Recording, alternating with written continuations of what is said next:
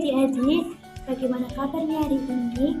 Hari ini kita akan belajar mengenai teks berita. Sebelum itu, apakah adik-adik sudah tahu apa itu teks berita? Untuk pembicaraan yang pertama, yaitu pengertian teks berita itu sendiri. Teks berita adalah tulisan yang berisi informasi aktual mengenai suatu peristiwa yang disajikan secara objektif, aktual, dan faktual. Berita bisa dimuat di surat kabar, koran, radio, televisi, bahkan di situs-situs online seperti di Harian Kompas, Kompasiana, dan Tempo. Kita masuk ke dalam ciri-ciri teks berita itu sendiri. Ciri teks berita ada 4 ciri. Yang pertama yaitu faktual. Berita berisi fakta dan penulis dapat mempertanggungjawabkan berita yang dia tulis. Ciri yang kedua yaitu aktual, berisi informasi yang terbaru atas kejadian yang sedang berlangsung. Ciri yang ketiga yaitu bersifat objektif, berarti bukan subjektif ya. Kita harus mengesampingkan opini pribadi tentang peristiwa atau kejadian yang sedang terjadi. Ciri yang keempat yaitu strukturnya jelas, umumnya terdiri dari judul, berita atau headline, isi berita, dan penutup berita itu sendiri. Yang ketiga yaitu unsur-unsur teks berita. Teks berita memiliki unsur 5W plus 1H. Apa sih 5W 1H itu? 5W 1H itu berisikan what, who, when, where, why, dan how. Dalam bahasa Indonesia yaitu apa yang terjadi, siapa yang terlibat dalam peristiwa, kapan peristiwa itu terjadi, di mana peristiwa itu berlangsung, mengapa peristiwa itu terjadi, dan bagaimana peristiwa itu terjadi. Selanjutnya yaitu kita akan memahami pentingnya isi berita secara kritis. Cara membaca berita secara kritis ada 6 cara. Yang pertama yaitu periksa sumbernya. Pastikan berita berasal dari media yang kredibel dan dapat dipercaya. Yang kedua yaitu cek fakta. Bandingkan fakta 1 dari berita 1, kedua, dan 3, dan memastikan kebenaran sumber tersebut dapat dipercaya. Cara yang ketiga yaitu hati-hati dengan judul sensasional. Jangan langsung percaya pada judul yang provokatif atau bombastis yang langsung menggoreng berita tersebut cuma dari headline doang. Cara yang keempat yaitu kenali bias media. Setiap media memiliki sudut pandang sehingga penting untuk memahami bagaimana berita tersebut disajikan. Cara yang kelima yaitu perhatikan kutipan dan data. Pastikan berita menyertakan bukti atau kutipan dari sumber yang terpercaya atau dari sumber resmi. Cara yang keenam yaitu waspada terhadap berita hoax. Jangan menyebar informasi sebelum memastikan keakuratan berita tersebut. Jangan langsung share kalau berita tersebut belum dicek atas kebenarannya. Bisa jadi orang langsung percaya dengan berita yang kita kirim.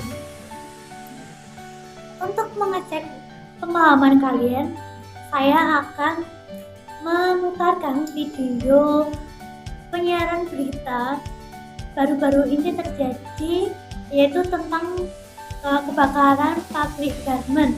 Berikut ini adalah videonya.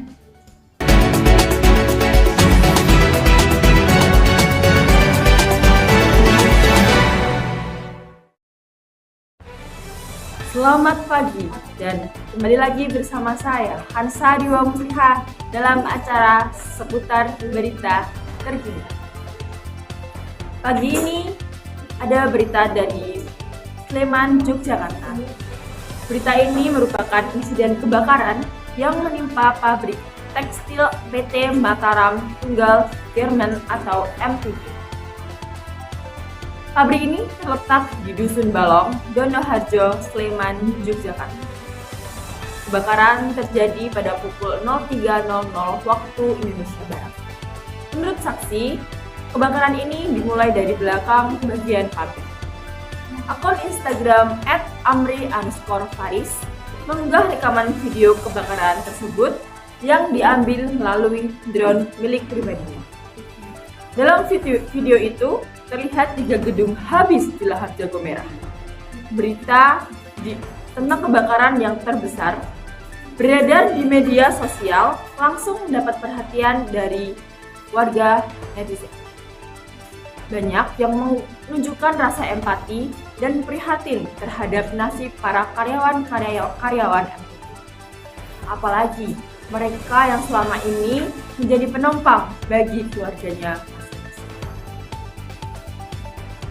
Dugaan sementara terjadinya kebakaran disebabkan oleh konsleting listrik. Para karyawan yang lembur pada saat hari itu langsung bergegas mengamankan barang-barang pabrik dan barang-barang milik. Walaupun tidak semua barang dapat diselamatkan karena api sangat cepat membesar. Pihak Polresta Sleman dan tim pemadam kebakaran bergerak cepat menuju lokasi kebakaran yang terjadi. Sebagai Kepala Satpol PP, Safitri Kumala mengatakan mulai dari Damkar Kabupaten Sleman, Kabupaten Kulon Progo, dan Kabupaten Magelang, serta water cannon dari Polda DIY mengerahkan segala usahanya untuk memadamkan kebakaran ini. Setelah beberapa kali menyuplai kesediaan air, akhirnya kebakaran padam setelah 7 jam lamanya. Tentunya tidak ada korban jiwa dari insiden kebakaran.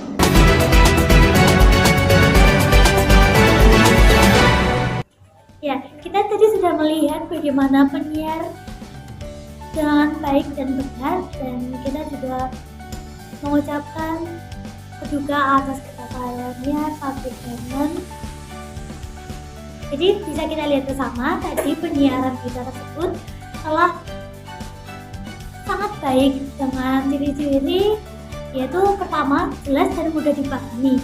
Bahasa yang digunakan oleh penyiar harus sederhana, lugas, dan mudah dimengerti oleh audiens. Yang kedua yaitu berita yang disiarkan harus sesuai dengan kebutuhan dan minat audiens serta memiliki nilai berita yang penting. Ketiga yaitu etis. Penyiaran berita harus mengikuti kode etik jurnalistik dan menghormati privasi serta tidak menyinggung sara, suku, agama, ras, dan antar golongan. Yang keempat yaitu yang terakhir tidak mengandung unsur provokatif. Berita harus menghindari kata-kata atau konten yang bisa memicu kebencian, kekerasan, atau konflik di tengah masyarakat. Oke, adik-adik yang berbahagia, kita tiba di penghujung materi. Oleh itu, kakak akan mengecek pemahaman kalian seberapa jauh kalian telah memahami materi yang telah saya sampaikan. Saya akan memberikan kuis kepada kalian tentang yang pertama yaitu apa gagasan utama dalam berita yang telah disampaikan penyiar berita tersebut. Yang kedua, kapan insiden kebakaran melanda pabrik Mataram Tunggal Garmen. Yang ketiga, mengapa insiden kebakaran bisa melanda pabrik Mataram Tunggal Garmen itu.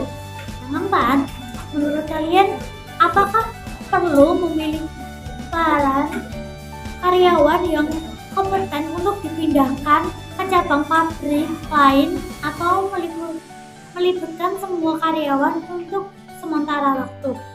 Jelaskan mengapa kalian menjawab tersebut.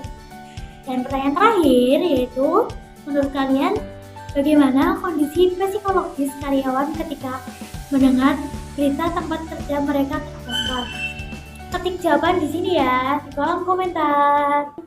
Baik adik-adik, itu tadi teks berita yang telah kakak sampaikan. Kurang lebihnya mohon maaf. Semoga apa yang saya sampaikan dapat bermanfaat bagi kita semua. Wassalamualaikum warahmatullahi